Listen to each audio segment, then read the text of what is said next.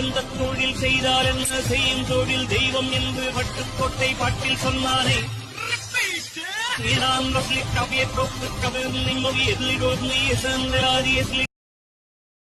തുടരുമ്പിലൂടെ ലാലേട്ടൻ comeback കൊടുത്തു.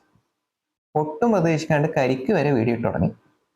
എന്നാൽ പിന്നെ സൂര്യന്റെ കമ്പാക്ക് റെട്രോ ആയിരിക്കും എന്ന് പ്രതീക്ഷിച്ചിരുന്നപ്പോൾ ഒട്ടും പ്രതീക്ഷിക്കാണ്ട് മാർവൽ ഉണ്ട് കമ്പാക്ക് കൊടുത്തിട്ട്.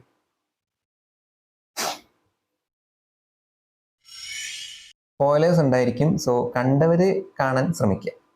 കാർത്തിക് സുബരാജിന്റെ സിനിമ എന്നൊക്കെ പറയുന്ന സമയത്ത് തുടക്കത്തിലൊക്കെ ഒരു ക്വാളിറ്റി ഫിലിം എന്നുള്ള രീതിയിൽ ഇങ്ങനെ പൊക്കോണ്ടിരിക്കുകയായിരുന്നു. പിന്നെ ആയിരുന്നു പേട്ട, മഹാൻ, ജിഗർദണ്ഡ, XXL പോലത്തെ സിനിമയൊക്കെ വന്നു തുടങ്ങി. അപ്പോഴേക്കും ആ ക്വാളിറ്റി അല്ലെങ്കിൽ ആ ഒരു എക്സ്പെക്ടേഷൻ എന്ന് പറയുന്നത് പീക്കായി. ഈ ഒരു ടൈമിലാണ് സൂര്യനെ വെച്ച് റെട്രോ സിനിമ എടുക്കുന്നത്. അപ്പം അതിൻ്റെ എക്സ്പെക്ടേഷൻ ആ ഒരു റേഞ്ചിലായിരിക്കുമല്ലോ. എന്നിട്ട് എന്ത് പറ്റിയെന്ന് നോക്കാം. ഇതിനു മുമ്പ് കാർത്തിക് സുബരാജന്റെ തന്നെ റിലീസായ സിനിമയായിരുന്നു ജഗമേ. ഇതിനു മുമ്പ് കാർത്തിക് സുബരാജന്റെ റിലീസായ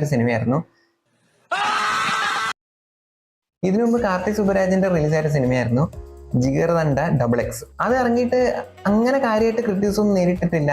പോരാത്തിന് എല്ലാവർക്കും ഇഷ്ടപ്പെട്ട ഒരു സിനിമയും കൂടിയായിരുന്നു. ബട്ട് സ്റ്റിൽ അതിന് വന്ന ഒരു ക്രിറ്റിസിസം എന്ന് പറയുന്നത് അതിന്റെ കണ്ടിന്യൂസ് ആയിട്ട് ചേഞ്ച് ആകുന്ന കുറെ പ്ലോട്ട്സും കാര്യങ്ങളാണ്. ലൈക്ക് തുടങ്ങുന്ന സമയത്ത് ഇത് ഇന്നതിനെ നോക്കി പോകുന്നു എന്നുള്ളതിൽ പൊക്കോണ്ടിരിക്കുമ്പോൾ ഇടയ്ക്ക് വെച്ചിട്ടായിരിക്കും അതിന്റെ ചില കാര്യങ്ങൾ ട്വിസ്റ്റ് ചെയ്ത് പോകുന്നുണ്ടാവും. അപ്പൊ തുടങ്ങിയത് എവിടെ നിന്നാണോ അവിടെയല്ല അതിന്റെ അവസാനം പോകുന്നുണ്ടാവും. അതങ്ങനെ ഒരു ഫ്ലോയിൽ പോയിക്കൊണ്ടിരിക്കുക. പക്ഷെ അപ്പോഴും ആ സിനിമ വർക്ക് ആവാനുള്ള കാരണം എന്ന് പറയുന്നത് ഇതെല്ലാത്തിൻ്റെ ആ ഒരു വേൾഡ് ബിൽഡിങ് അതിനുള്ളിൽ ഒതുങ്ങി നിന്നു എന്നുള്ളതുകൊണ്ടാണ്. പടം തുടങ്ങിയപ്പോൾ തന്നെ ഈ കാട്ടിലായിട്ട് ജീവിക്കുന്ന ആൾക്കാർ, അവരെ ചൂഷണം ചെയ്യുന്ന പോലീസുകാർ, ഈ പോലീസുകാരനുമായിട്ട് കണക്ട് ചെയ്തിട്ടാണ് പടത്തിന്റെ തുടക്കം വരുന്നത്. എന്നിട്ട് പിന്നെ ക്ലൈമാക്സിന് കുറേ ഇന്റർവെൽ പോയിന്റ് ടൈം ആകുമ്പോൾ തന്നെ പതുക്കെ വേണ്ടി ഈ ഫസ്റ്റ് കാണിച്ച സാധനത്തിലോട്ട് തന്നെ വീണ്ടും എത്തുന്നുണ്ട്. അപ്പൊ ഈ ആദ്യമേ ഇനി നടക്കാൻ സാധ്യതയുള്ള കാര്യങ്ങളൊക്കെ സെറ്റ് ചെയ്തും അത് ബാക്ക്ഗ്രൗണ്ട് ഡീറ്റെയിലായിട്ടൊക്കെ കൃത്യമായിട്ട് പറഞ്ഞ് നമ്മൾ ഇമോഷണലി അതിൽ കറക്റ്റായി കണക്ട് ചെയ്ത് വെച്ചതുകൊണ്ട് നമുക്ക് അതിന്റെ ക്ലൈമാക്സ് വരെ ഈ ഇടക്കിടക്ക് പ്ലോട്ട് ചേഞ്ച് ആകുമ്പോഴും അത് ബാധിക്കാതെ തന്നെ കണ്ടു തീർക്കാൻ പറ്റും. നമുക്കത് ഇഷ്ടപ്പെടുന്ന രീതിയിൽ തന്നെ അതങ്ങ് പോയി എന്നുള്ളർത്ഥം. പക്ഷെ അപ്പോഴും ആ ക്രിറ്റിസിസത്തിനെ അധികം വില വെക്കാതെ പോയി എന്ന് തോന്നി. കാരണം ഈ പടത്തിൻ്റെ അകത്ത് അതേപോലെ തന്നെ കുറെ കാര്യങ്ങൾ ഇങ്ങനെ മുന്നോട്ട് പോകുന്നുണ്ട്. ജിഗർദണ്ഡ XX എന്താണോ വർക്കായത്, ആ വേൾഡ് ബിൽഡിംഗ് എത്രത്തോളം നന്നായിട്ട് സെറ്റ് ചെയ്തോ അതാണ് ഇവിടെ വാളിപ്പോയതാണെന്ന് തോന്നിയത്.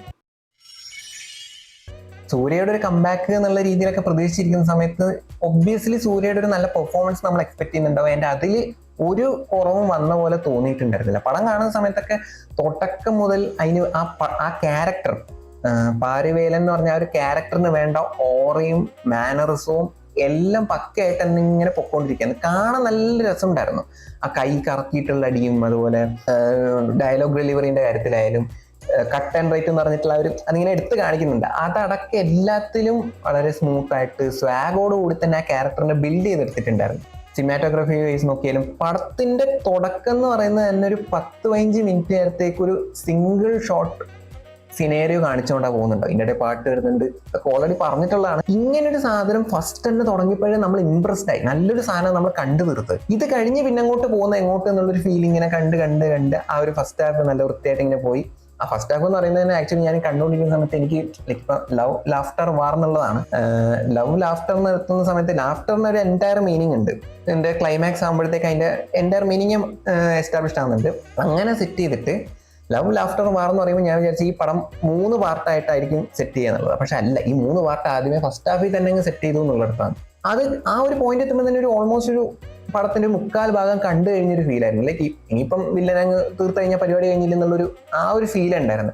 എന്നിട്ട് വലിയുന്ന പോലെയാണ് സെക്കൻഡ് ഹാഫിലോട്ട് എത്തുമ്പോൾ ഉണ്ടായ സംഭവം എന്ന് വെച്ച് കഴിഞ്ഞാൽ, ഫസ്റ്റ് ഹാഫിൽ അത്രയും ക്വാളിറ്റിയുള്ള ഒരുപാട് കാര്യങ്ങൾ, ഒരുപാട് വിഷ്വൽസും ഇമോഷൻസും മ്യൂസിക്കലി എന്ന് പറഞ്ഞു കഴിഞ്ഞാൽ സന്തോഷ് നാരായണൻ നെവർ ഡിസപ്പോയിന്റ്സ് എന്നുള്ളതാണ്. ലൈക്ക് അത്രയും നല്ല മ്യൂസിക് ആയിരുന്നു.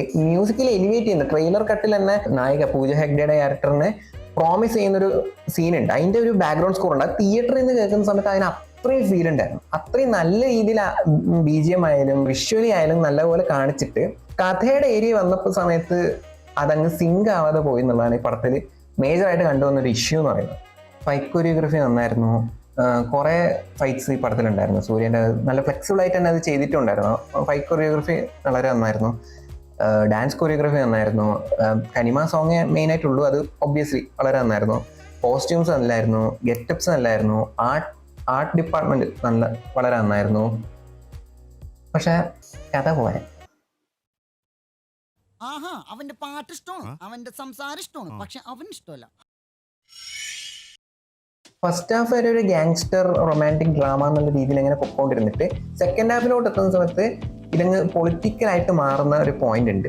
ലൈക്ക് ഇത് വർക്ക് ആവുന്നതിന് ബുദ്ധിമുട്ടില്ല. പക്ഷെ ഞാൻ നേരത്തെ പറഞ്ഞ പോലെ ജിഗർദണ്ഡയിൽ ആ വേൾഡ് ബിൽഡ് ചെയ്ത പോലെ നേരത്തെ ഇതൊക്കെ മുൻകൂട്ടി ഒരു ഡീറ്റെയിലിംഗ് സെറ്റ് ചെയ്ത് വെച്ചിട്ട് അങ്ങനെയായിരുന്നു ഇത് കണക്ട് ചെയ്ത് പോരുന്നെങ്കിൽ അത് പിന്നെയും വർക്കായിരുന്നു. ബട്ട് ഇവിടെ എങ്ങനെയാ വെച്ച് കഴിഞ്ഞാൽ ഒരു ഫസ്റ്റ് ഹാഫ് മൊത്തം ഒരു ഗാങ്സ്റ്റർ സ്റ്റോറി പറഞ്ഞു പോയിട്ട് അതിന് തുടക്കത്തിൽ ഒരു ബർത്ത് മാർക്കിന്റെ ഒരു കാര്യം പറഞ്ഞിട്ട് സെക്കൻഡ് ഹാഫ് എത്തുമ്പോഴത്തേക്കും പറയുന്നു ഈ ബർത്ത് മാർക്കിന്റെ ഒരു കാര്യമില്ലേ, നേരത്തെ കാണിച്ച വയറ്റിലുള്ള ഒരു ബർത്ത് മാർക്ക്, അതിന് വലിയ കാര്യമുണ്ട്, ഒരു കഥയുണ്ട് എന്ന് പറഞ്ഞിട്ട് പെട്ടെന്നൊരു കഥ അങ്ങ് പറയുമ്പോൾ നമുക്കത് കൺവിൻസിങ് ആവില്ല. കാരണം എന്ന് വെച്ച് കഴിഞ്ഞാൽ ഇത് ആദ്യമേ ഇങ്ങനൊരു വിഭാഗം ആൾക്കാരുള്ളതായിട്ടോ അവർക്കൊരു നഷ്ടമുള്ളതായിട്ടോ അവരൊരു പ്രതീക്ഷയുള്ളതായിട്ട് നിൽക്കുന്നതായിട്ട് എവിടെയും കാണിച്ചിട്ടില്ല. പെട്ടെന്ന് ഇങ്ങനെ ഒരു സാധനം വരുന്നു.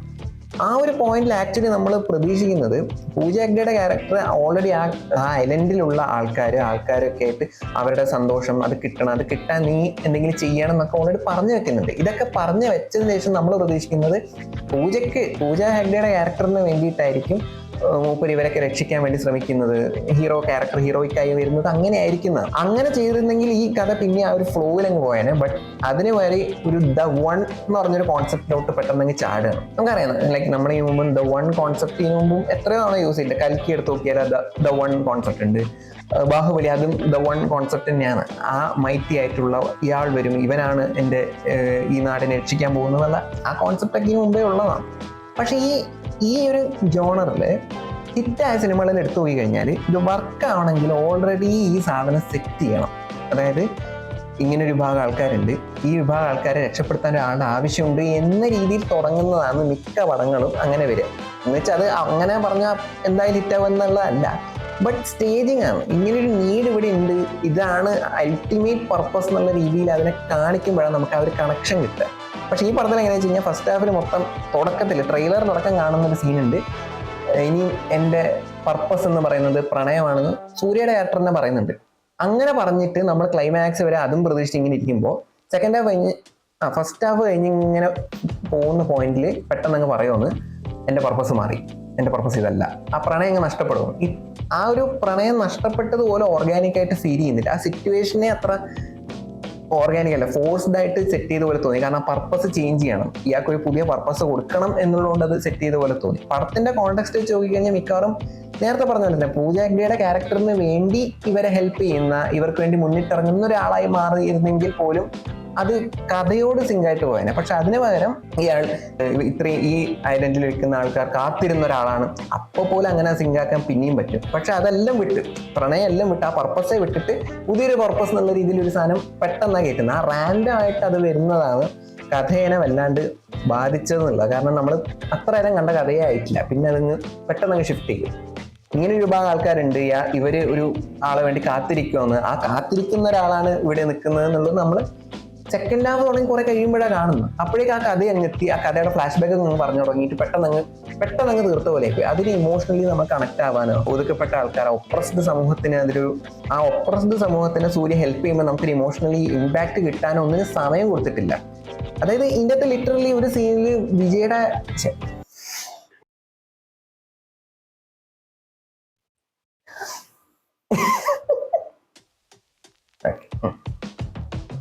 ഇതിൻ്റെ അകത്ത് ലിറ്ററലി ഒരു സീനിൻ്റെ അകത്ത് സൂര്യയുടെ അച്ഛൻ്റെ ക്യാരക്ടറിനെയും സൂര്യ തല്ലുന്ന പോലൊരു സീക്വൻസ് ഉണ്ട്.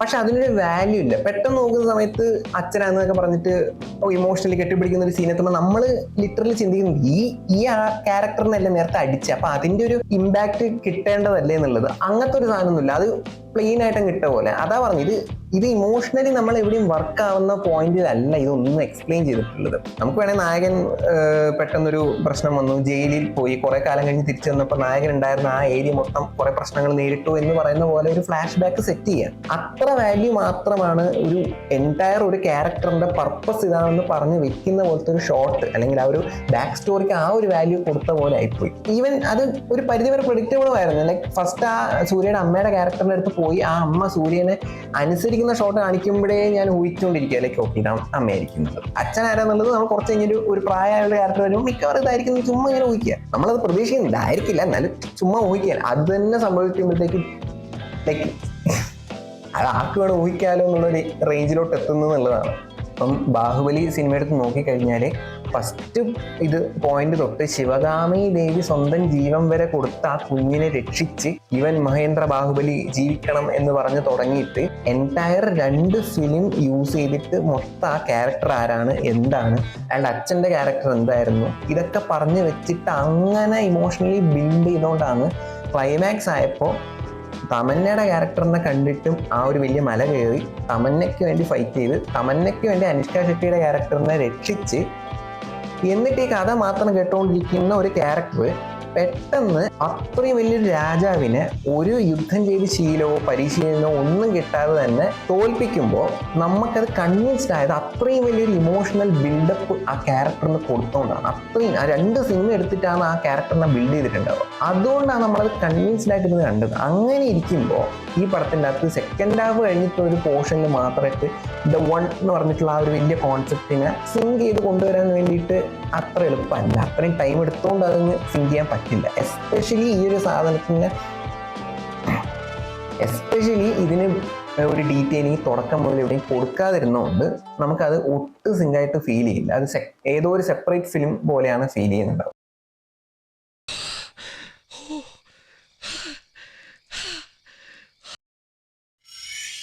എന്റർടൈനിങ് ആയിട്ടുള്ള ഒരുപാട് ആസ്പെക്ട്സ് പടത്തിലുടനീളം അവിടെ ഇവിടേക്ക് ആയിട്ട് വരുമ്പോഴും അണ്ടർവെൽമിംഗ് ആയിട്ടുള്ള ഒരു സെക്കൻഡ് ഹാഫിലെ ആ ഒരു പോർഷൻ ആ പടത്തെ എത്രത്തോളം ബാധിച്ചു എന്നുള്ളത് ഓരോരോ വ്യക്തികൾക്കനുസരിച്ച് മാറിക്കൊണ്ടിരിക്കും. ഇഷ്ടപ്പെട്ടവരുണ്ട്, ഇഷ്ടപ്പെടാത്തവരുണ്ട്. എനിക്ക് ഇതിൻ്റെ ഒരു മിഡ് പോയിന്റ് ആയിട്ട് ഒരു ഓക്കെ ആയിട്ടാണ് തോന്നിയത്. കംബാക്ക് പോസ്റ്റ്പോൺ ചെയ്തു എന്ന് പറഞ്ഞിട്ട് റെഡിയൊക്കെ നടക്കുന്നുണ്ട്. അതിൽ വലിയ കാര്യമൊന്നുമില്ല. ലൈക്ക് സൂര്യ ചെയ്ത് വെച്ചതൊന്നും എവിടെയും പോകാൻ പോയില്ല. സോ എപ്പോൾ വേണമെങ്കിലും ഒരു ക്വാളിറ്റി പ്രൊഡക്റ്റുമായിട്ട് സൂര്യക്ക് വരാവുന്നതേ ഉള്ളൂ. So that's my overview. Thanks for watching.